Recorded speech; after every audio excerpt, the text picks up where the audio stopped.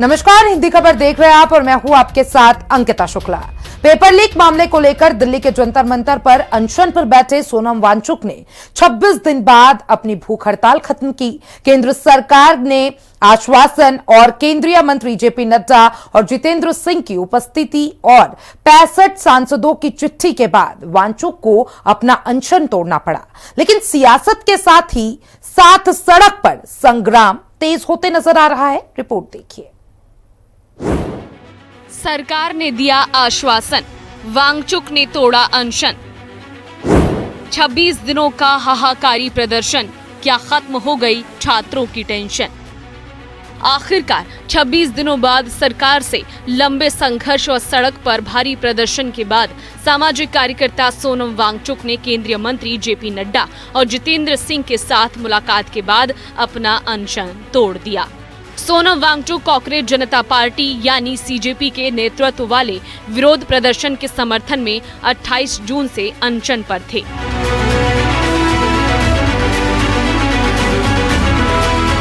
वांगचुक की माने तो इससे पहले अलग अलग राजनीतिक दलों के 65 सांसदों ने उनसे मिलकर और पत्र लिखकर अनशन तोड़ने का आग्रह किया। उन्होंने बताया कि ये कदम कई शर्तों पर लंबी बातचीत और देश में संभावित हिंसा को ध्यान में रखते हुए उठाया गया है। 26वें दिन मैं आप लोगों को कुछ खास खबर बताना चाहूँगा। अभी रात के लगभग 12:30 बज रहे हैं। अभी थोड़ी देर पहले केंद्रीय मंत्री जेपी नड्डा साहब और जितेंद्र सिंह साहब यहाँ आए थे और लद्दाख के एपेक्स बॉडी के शीर्ष नेतागण भी यहाँ आए थे।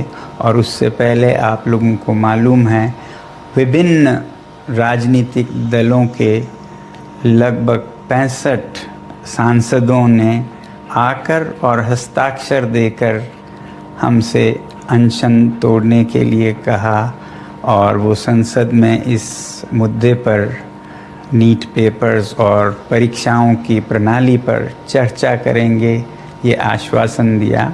और जो सरकार से इस तरफ से मंत्रीगण आए थे उन्होंने भी ये आश्वासन दिया, जिसका कि 2 दिन से हम बहुत ही कड़ा क्या कहेंगे, एक तरह का बार्गेन चल रहा था कि मुझे आश्वासन चाहिए और लिखित में चाहिए। और इसमें 2 दिन लगे और मुझे इसलिए अनशन पर 2 दिन और बैठना पड़ा और ज़्यादा भी बैठ जाता तो आखिर में आज उन्होंने लिखकर आश्वासन दिया है। इस सब के बीच प्रधानमंत्री मोदी सोशल मीडिया पर आए और छात्रों से सीधे बात की। पेपर लीक घटना से अब तक पिछले 2.5 महीनों में अनेक विध कदम उठाए गए, गुनहगारों को पकड़ा गया है, वे जेल में पड़े हैं। मैंने आज फास्ट ट्रैक कोर्ट के लिए विभागों को निर्देश दिए थे। आज विभागों ने लगातार मेहनत करके देर रात मुझे मुसद्दा भी दे दिया। फास्ट ट्रैक कोर्ट और कठोर सजा के प्रावधान के साथ का ये मुसद्दा कल कैबिनेट में चर्चा होगी। कैबिनेट के साथियों के सुझाव के बाद उसका अंतिम रूप दिया जाएगा। उधर कांग्रेस के तमाम सांसदों ने सदन के बाहर प्रधानमंत्री नरेंद्र मोदी और केंद्रीय शिक्षा मंत्री धर्मेंद्र प्रधान के खिलाफ जमकर नारेबाजी का विरोध जताया। यानी पीएम मोदी के वादे, कैबिनेट मंत्रियों के दावे और वांगचुक के अनशन खत्म होने के बाद भी सड़क से लेकर संसद तक सियासत अभी भी जारी है। पेपर लीक से संबंधित जो मामले अदालतों में लंबित हैं, चल रहे हैं,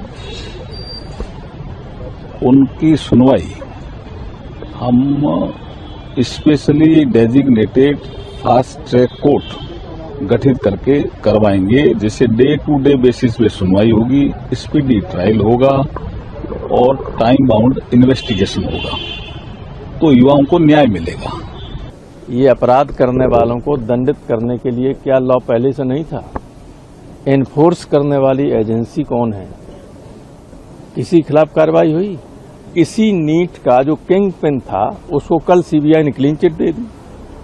क्या कानून बनाएंगे स्टंजन? अगर उनको कुछ बोलना है तो सदन में बोलना चाहिए, तभी हम वो ऑथेंटिक बात उनकी समझेंगे।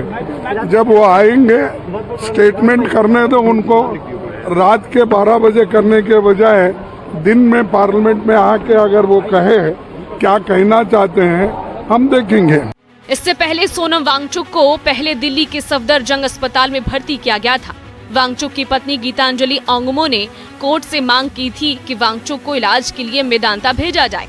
दिल्ली हाईकोर्ट ने सुनवाई के दौरान सोनम वांगचुक को मेदांता अस्पताल शिफ्ट करने का आदेश दिया था। स्पेशल रिपोर्ट, हिंदी खबर।